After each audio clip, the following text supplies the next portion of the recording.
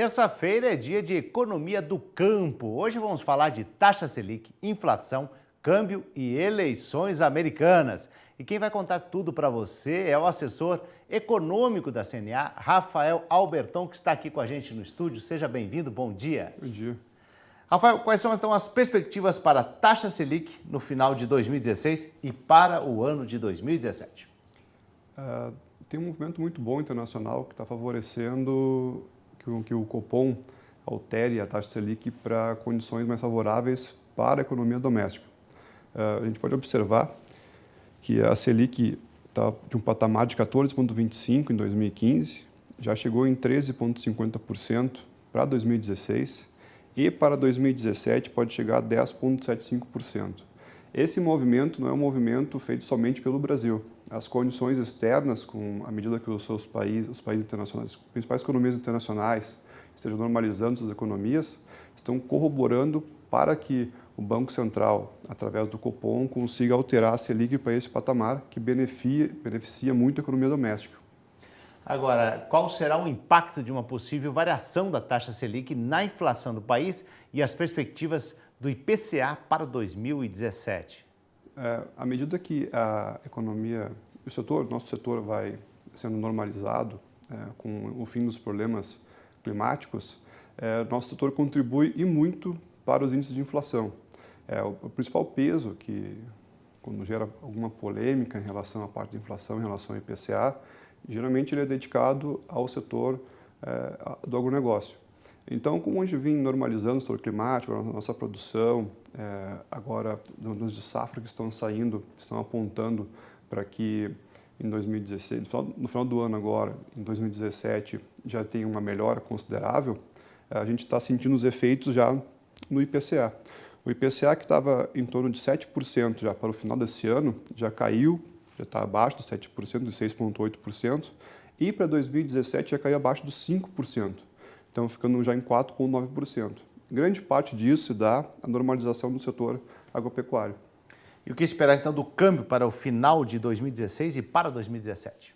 O câmbio, tudo influencia o câmbio. As norte-americanas, os problemas internacionais, o Brexit, que houve recentemente. Mas o câmbio está acomodado, ele está numa região que os analistas de mercado estão chamando de neutra. Não há muito espaço para o crescimento. O que a gente viu de 13,90 em 2015 não deve se repetir agora para 2016, que está em torno de 13,20. E principalmente em 2017, com todos os fenômenos acontecendo, esse câmbio está ficando acomodado em 13,4.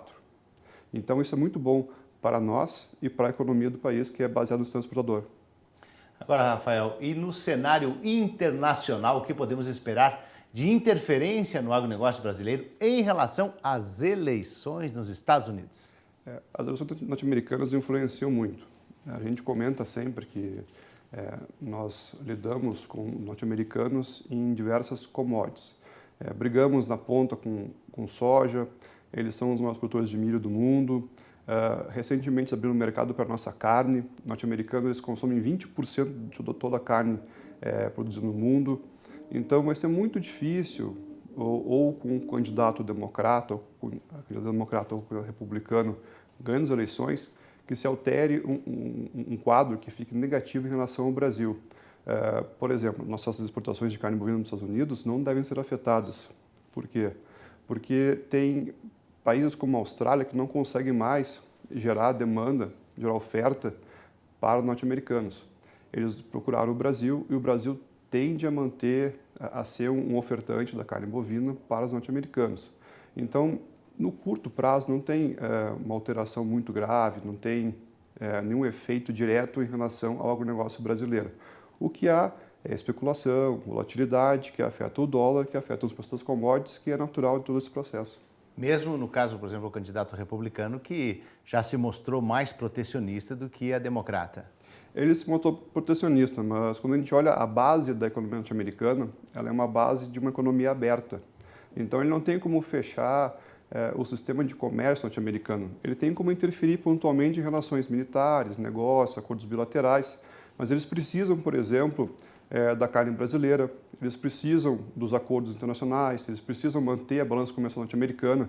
Sem isso, eles não conseguem movimentar a economia interna dos Estados Unidos, que tem um consumo muito forte. Ok, eu agradeço. Então, assessor econômico da CNA, Rafael Alberton, muito obrigado. Tenha um bom dia. Obrigado, bom dia.